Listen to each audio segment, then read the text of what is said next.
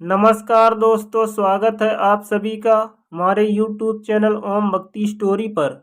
दोस्तों, आज हम आपको सुनाएंगे रंग से राजा की कहानी। अगर आप हमारे चैनल पर नए हैं, प्लीज़ हमारे वीडियो को लाइक करें, चैनल को सब्सक्राइब करें और शेयर करें। एक दिन महाराज कृष्णदेव राय अपने दरबार में बैठे थे। राजकाज का काम संपन्न हो चुका था। उस दिन महाराज बहुत खुश थे। दरबारी भी महाराज की खुशमिजाजी भांप कर अपने अपने आसन पर विराजमान थे। महाराज ने अचानक दरबारियों से सवाल किया, बादल क्या करता है? दरबारियों ने एक स्वर में कहा, पानी बरसाता है। महाराज ने फिर पूछा, बादल कैसे बनता है? पानी जब गर्म होता है तब वह भाप में बदल जाता है और वही भाप आकाश में जाकर बादल बन जाती है। दरबारियों ने फिर एक स्वर में जवाब दिया। महाराज इसी तरह कुछ कुछ पूछते रहे और सभी दरबारी उसका जवाब देते रहे। इस तहकीकात के दौरान महाराज ने अचानक पूछा, यह दुनिया किसने बनाई? दरबारियों ने जवाब दिया, भगवान ने।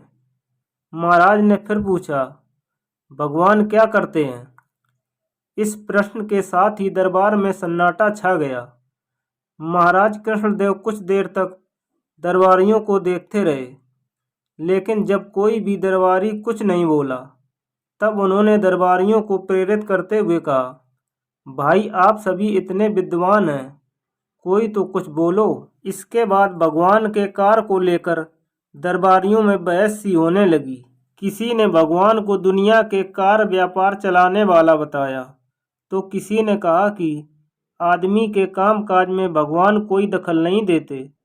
भगवान के कार्य के बारे में जैसे ही कोई दरबारी अपनी कोई युक्ति देता, वैसे ही दूसरा दरबारी अपने तर्क से उस युक्ति को गलत ठहरा देता। दरबार में देर तक बहस होती रही, कोई नतीजा नहीं निकला। इसी बीच दरबार में गोपाल भांड़ आया। दरबार में आकर वह अपने आसन पर बैठ गया और चुपचाप दरबारियों में चल रही बहस को सुनता रहा। महाराज जब किसी भी दरबारी की बात से सहमत नहीं हो पाए, तब उन्होंने गोपाल भांड़ से कहा, गोपाल अब तुम ही बताओ कि भगवान क्या करते हैं? गोपाल ने मुस्कुराते हुए कहा, महाराज इस प्रश्न का उत्तर तो मैं जरूर दूंगा, मगर उत्तर पाने के लिए मुझे आप अपना राजसी लिबास धारण करने तथा राज सिंहासन पर बैठने की इजाज़त दें। इसके साथ ही आप मेरे वस्त्र पहनकर मेरे आसन पर बैठें। इसके बिना इस प्रश्न का उत्तर देना कठिन है। महाराज कृष्णदेव गोपाल भांड़ की तीक्ष्ण बुद्धि के कायल थे। उन्होंने इतना तो समझ लिया कि गोपाल इन दरबारियों से अलग किस्म की कोई बात बताने जा रहा है, इसलिए उत्सुकतावश उन्होंने वैसा ही किया जैसा गोपाल ने कहा था। गोपाल राजसी लिबास पहनकर राज सिंहासन पर बैठ गया और महाराज कृष्णदेव गोपाल के साधारण लिबास में उसके आसन पर जाकर बैठ गए। राज सिंहासन पर बैठने के बाद गोपाल ने राजा कृष्णदेव तथा दरबारियों से कहा, अब तक उसमें से किसी ने भगवान के कार्य के बारे में सही उत्तर नहीं दिया। मैं आपको बताता हूँ कि भगवान क्या करता है। इतना कहने के बाद गोपाल भांड़ कुछ देर के लिए चुप हो गया। फिर उसने दरबारियों से कहा, एक बार आप मुझे देखें और एक बार महाराज को, और यह बताएं कि आप क्या समझे। दरबारी कुछ समझ नहीं पा रहे थे कि राज सिंहासन पर बैठा गोपाल भांड़ उन्हें क्या समझाना चाहता है। उन्होंने एक बार गोपाल भांड़ को देखा और फिर महाराज कृष्णदेव को। उन्हें फिर भी कुछ समझ में नहीं आया। उन्हें शांत देखकर गोपाल भांड़ ने उनसे पूछा, क्या आप लोगों की समझ में आया कि भगवान क्या करते हैं? दरबारियों ने फिर कहा, नहीं। गोपाल भांड़ ने पूछा, महाराज और मुझको देखकर भी आप कुछ नहीं समझ पाए कि भगवान क्या करते हैं?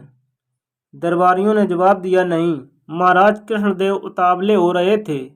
उन्होंने गोपाल भाण से कहा, गोपाल अब पहेलियां मत बुझाओ और साफ साफ बताओ कि भगवान क्या करते हैं। तब गोपाल ने विनम्रता से कहा, भगवान ही वह शक्ति है जो राजा को रंक और रंग को राजा बना दे। इसी के कारण भगवान को सर्वशक्तिमान कहा जाता है। गोपाल का उत्तर सुनकर दरबारी वाह वाह कर उठे और महाराज कृष्णदेव ने प्रसन्न होकर गोपाल भाण को गले लगा लिया। तो दोस्तों, अगर आपको हमारी कहानी अच्छी लगी हो तो प्लीज़ हमारे वीडियो को लाइक करें, चैनल को सब्सक्राइब करें और शेयर करें। धन्यवाद।